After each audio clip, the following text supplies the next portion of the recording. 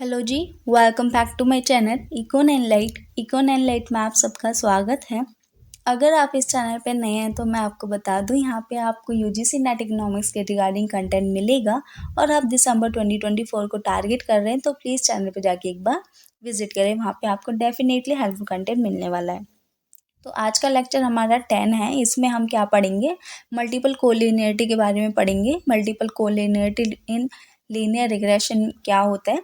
तो ये आपको मैं बता दूं बहुत ही इंपॉर्टेंट लेक्चर है। क्यों इंपॉर्टेंट लेक्चर है? क्योंकि ये one of the main violation है आपके ओएलएस एस्टिमेशन की, ओएलएस अजम्पशन की। ठीक है, अगर मल्टीपल कोलिनियरिटी पाई जाती है तो ओएलएस का अजम्पशन होता है।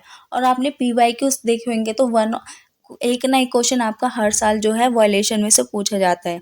2 से 3 मेन वॉयलेशन होती है, उसमें से एक आपकी मल्टीपल कोलिनियरिटी क्या है, बहुत इंपॉर्टेंट बन जाती है। इसलिए इस वीडियो को क्या है लास्ट तक देखना तब भी आपका क्या है टॉपिक क्लियर होगा, वरना कुछ ना कुछ छूट जाएगा और फिर क्वेश्चन को सॉल्व करने में दिक्कत आ सकती है। ठीक है, एवरी पॉइंट इसमें कवर कर रहे हैं। तो सबसे पहले मल्टीपल कोलिनियरिटी क्या होती है उसको जानने से पहले हम अजम्पशन देख लेते हैं, कौन से अजम्पशन को ये वायलेट कर रहा है। तो हमारी एक अजम्पशन होती है क्लासिकल लीनियर रिग्रेशन मॉडल में, जो बोलती है that there is no correlate multiple collinearity among the regressor included in the regression model. इसका क्या मतलब है कि जो आपके मॉडल में रिग्रेसर्स हैं उनके रिग्रेसर के बीच में क्या है, कोरिलेशन नहीं पाना चाहिए। अगर उनके बीच में कोरिलेशन पाया है, जैसे कि सपोज आपके मॉडल में एक ये रिग्रेसर है, एक ये रिग्रेसर है, ये दोनों क्या है, वाई को एक्सप्लेन कर रहे हैं, वाई को फाइंड करने में हेल्प कर रहे हैं। ठीक है, तो लेकिन अगर इन दोनों में आपस में कोई रिलेशन पाया गया ना, तो हमें क्या है इसको फाइंड करने में दिक्कत होगी कि ये वाला इंडिविजुअल क्या इफेक्ट डाल रहा है इसके ऊपर एंड ये वाला रिग्रेसर आपस में क्या इफेक्ट डाल रहा है। इसलिए ये क्या है आपका वायलेशन हो जाता है जब हम एस्टिमेट करते हैं। ठीक है, तो डिटेल में पढ़ते हैं क्या होती है मल्टी कोलिनियरिटी।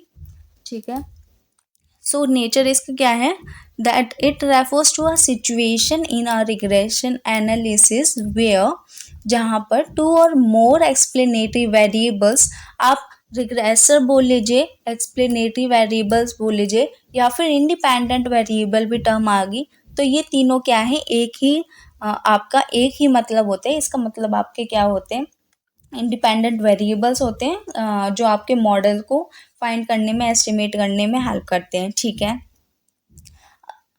सो ये आपकी ऐसी सिचुएशन होती है जहाँ पे आपके दो या फिर दो से ज़्यादा एक्सप्लेनेटरी वेरिएबल्स क्या हो जाते हैं, आपस में हाईली कोरिलेटेड होते हैं।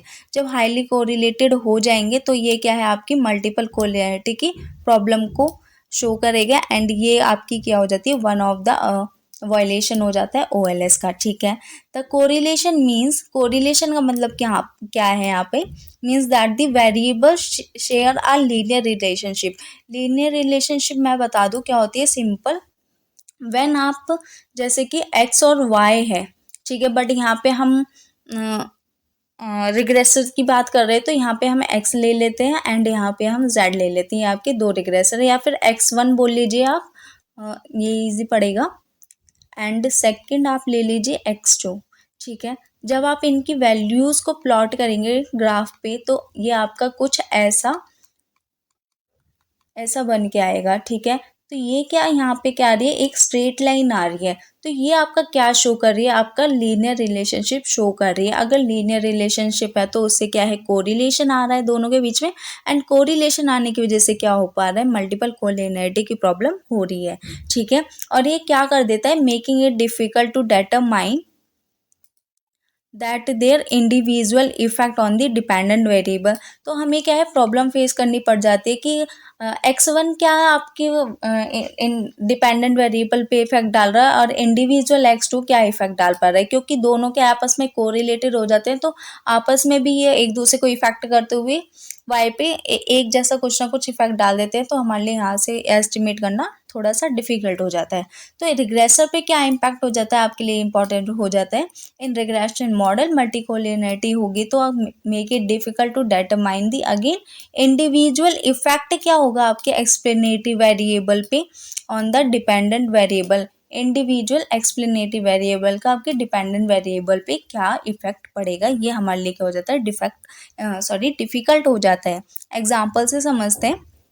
Suppose you are trying to predict a student performance.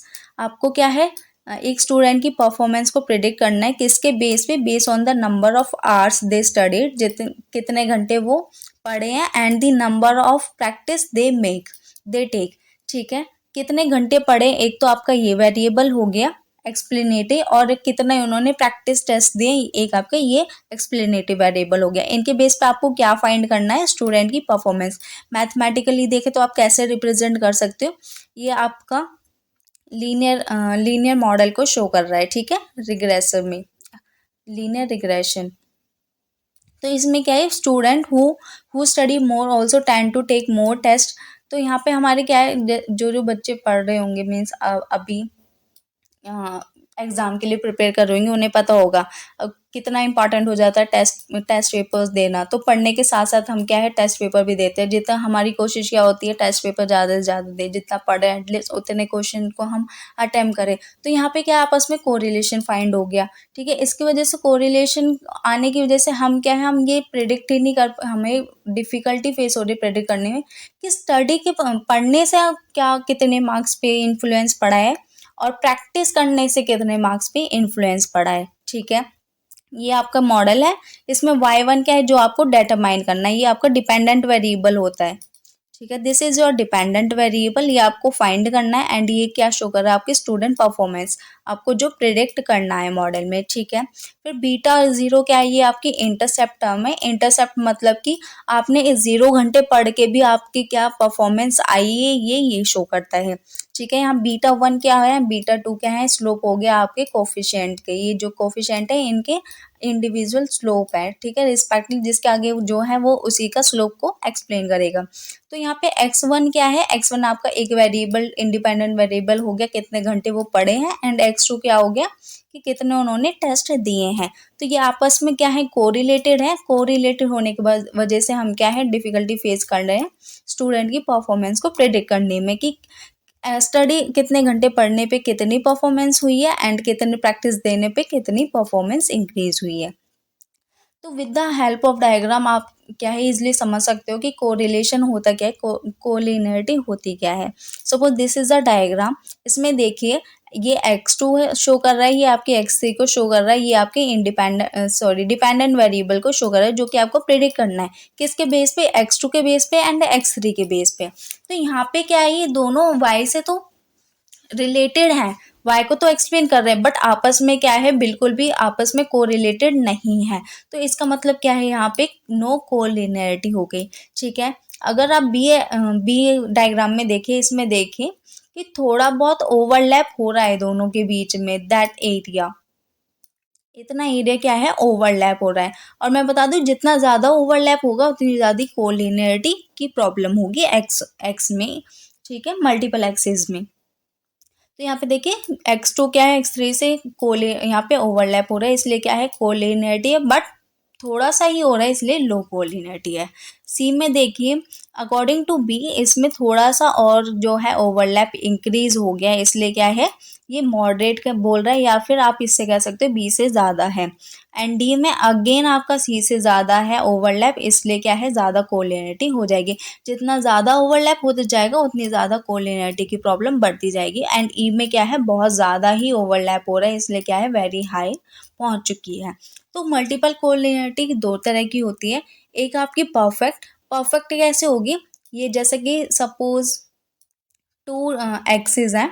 ठीक है, x2 एंड x3 लिया है हमने यहाँ पे एग्जाम्पल में, that is x2 and that is x3, and ये आपका y है। तो ये अगर डायग्राम ऐसे बनेगा y, एंड यहाँ पे आपका x2 आ गया, x3 को दूसरे वाली पेन से करते हैं, एंड ये आपका क्या है, बिल्कुल ओवरलैप हो गया x3।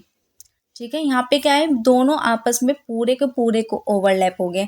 तो ओवरलैप होने का मतलब यहाँ पे क्या है, परफेक्ट कोलिनियरिटी हो जाएगी, एंड r क्या हो जाएगा, r12 इक्वल्स टू 1 हो जाएगा। ठीक है, एंड इसमें क्या है, r12 आपका क्या हो गया, 0 हो गया।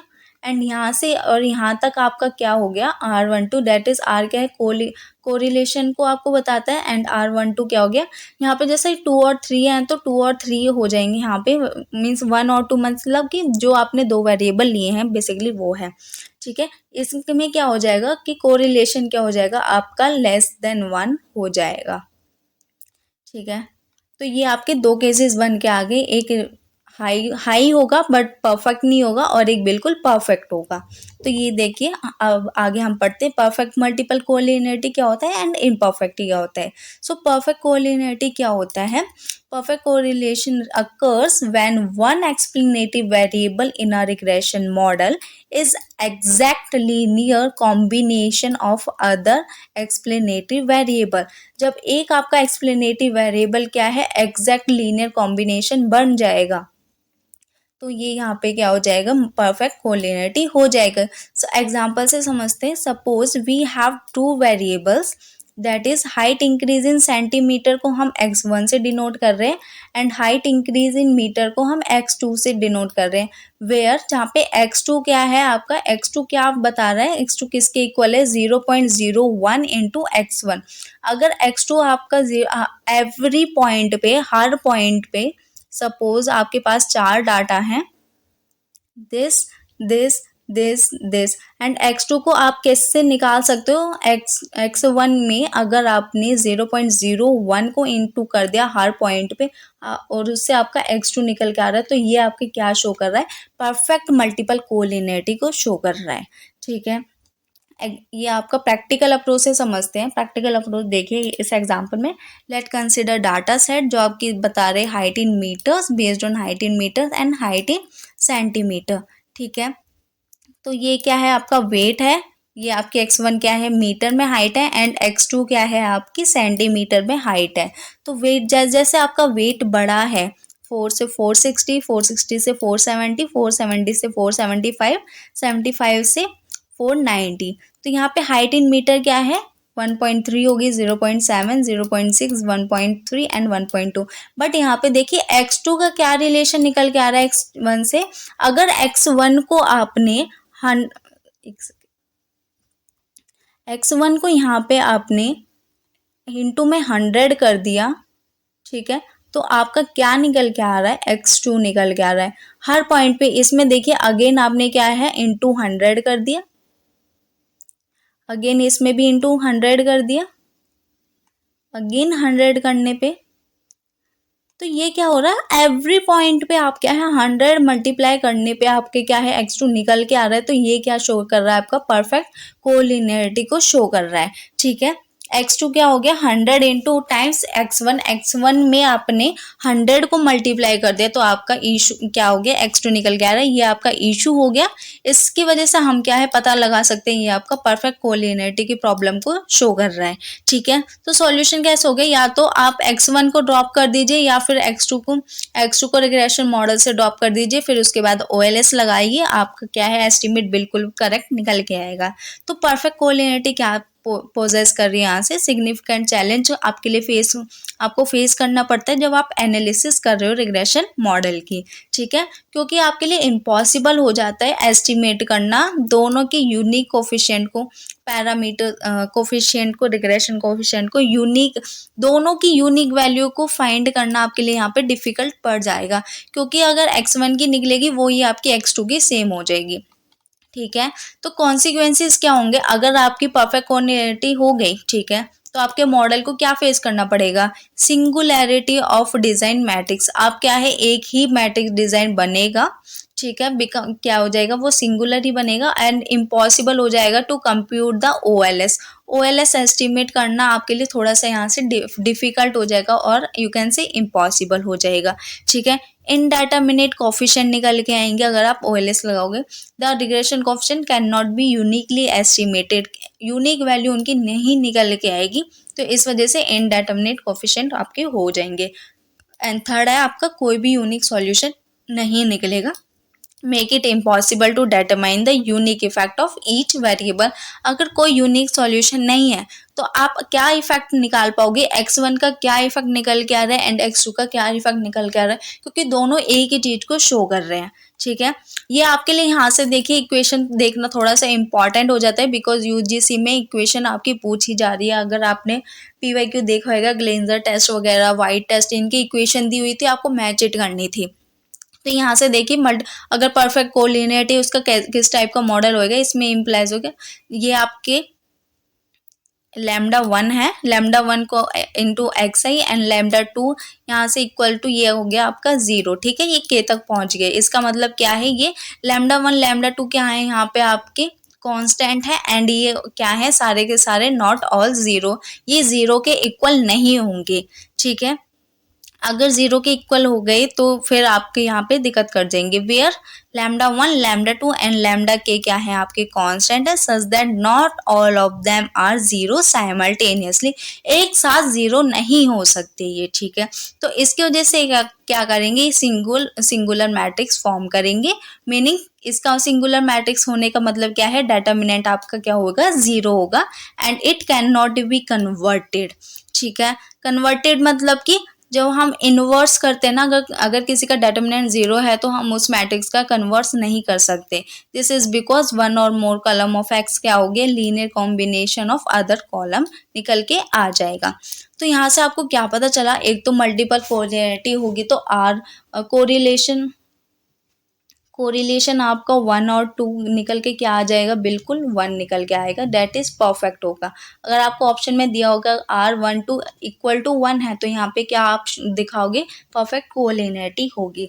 और अगर परफेक्ट कोलिनियरिटी होगी ना तो आपके OLS क्या हो जाएंगे, इनडेटरमिनेंट हो जाएंगे, जो कि हमने अभी देखा था। आई थिंक वो नीचे है। ठीक है, मीन्स इम्पॉसिबल टू डिटर्मिनेट, आपका सेकंड पॉइंट ये हो गया। और इसमें जो आपका वेरिएंस है ना आपका, वो क्या हो जाएगा, इन्फिनिटी हो जाएगा। इन्फिनिटी होने का मतलब आपको हमारी OLS की प्रॉपर्टी क्या थी, मिनिमम वेरिएंस होना चाहिए, और मल्टीपल कोलिनियरिटी की वजह से आपका वेरिएंस क्या है, बहुत ज़्यादा हाई हो गया। And R square goodness of fit आपका हमेशा क्या है, इसमें हाई ही दिखाएगा। तो ये आपकी क्या है, कुछ प्रॉब्लम आपको फेस करनी पड़ जाएगी। ठीक है, बट और इसमें अगर आपने कोई टेस्ट लगाया, टेस्ट हाइपोथेसिस लगाई, तो वो टेस्ट ऑफ सिग्निफिकेंस आपका इनवैलिड दिखाएगा और कॉन्फिडेंस इंटरवल आपका मिसलीडिंग दिखाएगा, क्योंकि स्टैंडर्ड एरर आपके चांसेस हो जाएंगे हाई होने के। ठीक है, तो ये कुछ प्रॉब्लम हो जाती है अगर परफेक्ट कोलिनियरिटी पाई जाएगी तो ऐसे ही देखते हैं। अगर perfect high collinearity but perfect नहीं है, मीन्स कोलिनियरिटी तो है बहुत ज़्यादा बट परफेक्ट नहीं है, इसका मतलब क्या है, R12 इज लेस देन 1 है। ठीक है, एक से कम है बट 0 से ज़्यादा है, 0 से ज़्यादा है, हाई है बट लेस देन 1 है। मीन्स 95, यू कैन से 95% से ऊपर है तो आप क्या बोल सकते हो, इसे हाई बोल सकते हो। ठीक है, तो हाई कोलिनियरिटी अकर्स कब अकर होगी, when 2 or more explanatory variable in a regression model are highly correlated, जब highly correlated हो जाएंगे बट वो perfect नहीं होंगे। This mean while the variable share a strong linear relationship, ठीक है, कुछ ना कुछ स्ट्रॉन्ग लीनियर रिलेशनशिप को वो एस्टेब्लिश कर रहे हैं बट परफेक्ट नहीं कर पा रहे, तो इसका मतलब वो क्या है, हाई मल्टीपल कोलिनियरिटी को शो कर रहे हैं and not exact linear combination of each other. Example से समझते हैं, सपोज वी हैव 2 वेरिएबल्स, हमारे पास क्या है, 2 वेरिएबल्स हैं, कितने घंटे पढ़े हमने, एक वो x1 मान लिया एंड कितने प्रैक्टिस टेस्ट दिए x2, इसे मान लिया। हमें क्या है, स्टूडेंट की परफॉर्मेंस को प्रिडिक्ट करना है इन दोनों के बेस पे। तो स्टूडेंट हु स्टडी मोर, जो ज़्यादा पढ़ते हैं वो क्या है, हम सपोज कर रहे हैं वो प्रैक्टिस टेस्ट भी ज़्यादा ही देते हैं, तो इसमें क्या है, आपका हाई कोरिलेशन पाया गया है बट परफेक्ट नहीं पाया गया। ठीक है, जितना पढ़ रहे हैं उतना टेस्ट दे रहे हैं नहीं दे रहे ये हमें पता नहीं, बट हमारी हम ये अज्यूम कर रहे हैं एग्जाम्पल में, जितना वो ज़्यादा पढ़ रहे हैं और ज़्यादा ही टेस्ट दे रहे हैं, तो कोरिलेशन यहाँ पे क्या हो गया, हाई हो गया। अगर आपका हाई कोरिलेशन है और परफेक्ट नहीं है तो उससे क्या हो जाएगा, कॉन्सिक्वेंसेस क्या देखने पड़ेंगे आपके, inflated standard error, means standard error आपके हाई हो जाएंगे, standard error of the regression coefficient increases, और उसकी वजह से क्या होगा, making the estimate less precise, मतलब कि एस्टिमेट आपके इनसफिशिएंट हो जाएंगे, आपका क्या है बिल्कुल बहुत अच्छे रिजल्ट को शो नहीं कर पाएगा अगर हाई कोरिलेशन पाया गया तो। और एस्टिमेट यहाँ पे अनस्टेबल भी हो जाएंगे, साथ साथ small changes in the data, मतलब कि अनस्टेबल कैसे, अगर कुछ डाटा में थोड़ा बहुत चेंज आया तो उसकी वजह से क्या हो जाएगा, लार्ज चेंज आ जाएगा कोफिशिएंट एस्टिमेट्स में। कोफिशिएंट एस्टिमेट क्या होते हैं, जो अभी मैंने दिखाया था बीटा 1 बीटा 2 जो स्लोप दिखाए हैं, वो ये आपके कोफिशिएंट एस्टिमेट्स हो गए, ठीक है। और इंटरप्रिटेशन में आपको डिफिकल्टी भी फेस करनी पड़ेगी अगर आपकी हाई क्वालिटी है। टाटा से एग्जाम्पल की मदद से देखते हैं कि परफेक्ट और हाई में क्या डिफरेंस है। देखिए आपको ये प्राइस दे रखा है, ये आपका साइज दे रखा है एंड ये नंबर ऑफ रूम्स दे रखे हैं। मीन्स अगर आप क्या है हाउस के प्राइस को प्रेडिक्ट करना चाहते हो किसके बेस पे, एक तो साइज के बेस पे एंड नंबर ऑफ रूम्स के बेस में। जैसे जैसे प्राइस बढ़ रहा है, आप देखोगे जैसे जैसे प्राइस बढ़ रहा है वैसे वैसे क्या है साइज भी बड़ा है एंड आपके नंबर ऑफ रूम्स भी बड़े हैं।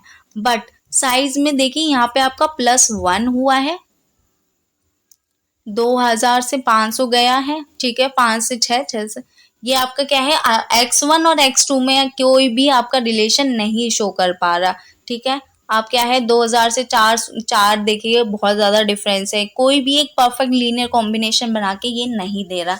बट आप देखिए जैसे जैसे साइज बढ़ा वैसे वैसे आपका क्या है नंबर ऑफ रूम्स भी बढ़ रहे हैं। तो इसमें क्या हो गया, साइज एंड नंबर्स रूम्स क्या हो गए यहाँ पे हाईली कोरिलेटेड हो गए, बट कोई भी एक परफेक्ट रिलेशन को शो नहीं कर पा रहे, बट इंक्रीज हो रहे हैं डेफिनेटली। तो यहाँ से आपकी इक्वेशन अगेन इंपॉर्टेंट हो जाती है। क्या डिफरेंस हो जाता है इसमें, जो आपकी परफेक्ट कोलिनिटी थी ना उसमें आपका एक एरर टर्म और इंक्लूड हो जाती है। एरर टर्म इंक्लूड होने का मतलब कि कोई भी रैंडम एरर टर्म है, मीन्स आपकी ये तो एक्सप्लेन कर रहे हैं आपके डिपेंडेंट वेरिएबल को, बट कुछ ऐसी चीज जो आपके मॉडल में इंक्लूड नहीं है और वो आपके स्टिल आपके डिपेंडेंट वेरिएबल को अफेक्ट कर रहे हैं, तो उसको हम क्या है म्यू में डाल देते हैं, मीन्स एरर टर्म में इंक्लूड कर देते हैं, ठीक है। तो यही डिफरेंस है इक्वेशन की तरफ से आप देखोगे तो इसमें आपका v1 या फिर म्यू1 ऐड है एंड इसमें आपका म्यू1 या फिर v1 आप कह लीजिए, एरर टर्म बेसिकली ऐड नहीं है, ठीक है। तो ये क्या हो गया, अगर आपकी परफेक्ट कोलिनिटी पाई गई है तो आपकी क्या है कॉम्प्लिकेट हो जाएगा और एस्टिमेट करना इंडिविजुअल कोफिशिएंट को, बट इम्पॉसिबल नहीं होगा। उसमें हमारा क्या हो रहा था, परफेक्ट कोलिनिटी में हमारा वो इम्पॉसिबल हो रहा था इंडिविजुअल कोफिशिएंट का एस्टिमेट करना, बट यहाँ पे आप कर सकते हो बट बहुत ज़्यादा डिफिकल्ट हो जाएगा। जैसे हमने उसमें देखा था, उसमें आप क्या कर रहे थे कि इनडेटर्मिनेंट हो गए थे आपके OLS को एस्टिमेट करना। यहाँ पे OLS आपका क्या है डेटर्मिनेट हो जाएगा, आप OLS एस्टिमेट कर सकते हैं। वेरिएंस आपका क्या हो जाएगा, यहाँ पे वेरिएंस आपका लार्ज हो जाएगा, ठीक है। वहाँ पे आपका डिफरेंस बताऊं तो वहाँ पे आपका क्या हो रहा था, इनफाइनाइट हो रहा था, ठीक है। वेरिएंस लार्ज होने की वजह से स्टिल आपके टेस्ट ऑफ सिग्निफिकेंस इनवैलिड आ जाएंगे एंड स्टैंडर्ड एरर भी लार्ज आएगा। तो यही आपका आज का लेक्चर था। ये आपका इसमें जो ज़्यादा इम्पॉर्टेंट है वो आपके टेस्ट वगैरह हैं, टेस्ट क्या है, कॉजेज़ क्या है, मेथड क्या है, बट उनको जानने से पहले हमारा इम्पॉर्टेंट हो जाता है कि जिसके बारे में हम टेस्ट लगाना है, डिटेक्ट करने हैं, हमें हमें कॉजेज़ फाइंड करना है, वो एक्चुअल में क्या है और उसके क्या टाइप्स हो जाते हैं एंड इससे भी आपके क्वेश्चन क्या है हद तक बने हैं। और क्वेश्चन को हम नेक्स्ट लेक्चर में देखेंगे, मीन्स कल वाले लेक्चर में देखेंगे, तो कल के लेक्चर को भी डेफिनेटली देखना है। ये आपके लिए बहुत इंपॉर्टेंट हो जाता है। ये जो टर्म है R12, एक तो ये वाला इंपॉर्टेंट है, ठीक है। ये इक्वेशन आपको प्लीज माइंड में रखनी है बिकॉज इक्वेशन से क्वेश्चन निकल के आ रहे हैं और डेफिनेटली एक एग्जाम्पल की अप्रोच से भी वो पूछ सकते हैं कि ये परफेक्ट है या फिर नहीं है, बट अभी तक स्टिल नहीं आया है। प्लीज अगेन इक्वेशन को लिखिए क्योंकि मैच इट में वो पूछ रहे हैं। और आपका क्या है, ये वॉयलेशन है, किस लिए वॉयलेशन है, इस टाइप का क्वेश्चन आपका PYQ में आया हुआ है, वो हम कल देखेंगे। तो कल के लिए आपको वापस आना पड़ेगा, स्टे ट्यून रहना पड़ेगा एंड स्टे ट्यून रहने के लिए आपको चैनल को सब्सक्राइब करना पड़ेगा। एंड आपको कोई भी दिक्कत आई है आज के लेक्चर में, कोई कहीं भी आपको कन्फ्यूज़न आया है तो प्लीज़ आप कमेंट करिए। कमेंट में मैं आपको पूरा ट्राई करूँगी एक्सप्लेन करने की। अगर वहाँ पे भी आपको समझ नहीं आता तो उसके लिए अलग से फिर वीडियो लेके आएंगे उस कॉन्सेप्ट के ऊपर जो अलग तरीके से समझाया जाएगा। अगर स्टिल कोई डाउट रहेगा तो भी कोई ना कोई सॉल्यूशन निकालेंगे आपका रिजॉल्व करने के लिए, ठीक है जी। अगर आपको कंटेंट अच्छा लगा या फिर बताने का तरीका या फिर एक्सप्लेन करने का तरीका या फिर प्रेजेंट करने का तरीका कुछ भी अच्छा लगा है तो प्लीज़ वीडियो को लाइक कर दीजिएगा। एंड ऐसे ही लेक्चर चाहिए डेली तो डेली लेक्चर के लिए आपको चैनल सब्सक्राइब करना पड़ेगा। एंड आपको पढ़ाई करते रहना है, मोटिवेटेड रहना है, डिमोटिवेटेड नहीं होना। पेपर एग्ज़ाम तो होते ही रहते हैं, थोड़ी बहुत कॉम्प्लिकेशन हर एग्ज़ाम में होती है, तो आप यही नहीं है कि आप निराश होकर बैठ जाइए। Motivation is the key, motivation नहीं डेडिकेशन इज़ द की। जितना ज़्यादा डेडिकेटेड हो उतना ज़्यादा आपको मोटिवेशन होगा, और जितना ज़्यादा मोटिवेशन होगा उतना ही ज़्यादा आपका प्रिपरेशन जो है बहुत अच्छी होगी। ठीक है जी, तो मिलते हैं कल की वीडियो में। कल लेक्चर 11 होगा, उसमें हम क्या पढ़ेंगे, टेस्ट टू डिटेक्ट किसका, मल्टीकोलिनिटी का। एंड उसके बाद हम क्या है, कॉजेज़ क्या है इसके, और क्या मेथड से हम रेक्टिफाई कर सकते हैं प्रॉब्लम। ठीक है जी, कल का लेक्चर आपके लिए बहुत इंपॉर्टेंट हो जाता है, तो कल के लेक्चर के लिए प्लीज़ आइएगा। तो देखते रहिएगा और पढ़ते रहिएगा। मिलते हैं कल। तो थैंक यू सो मच आज के लिए।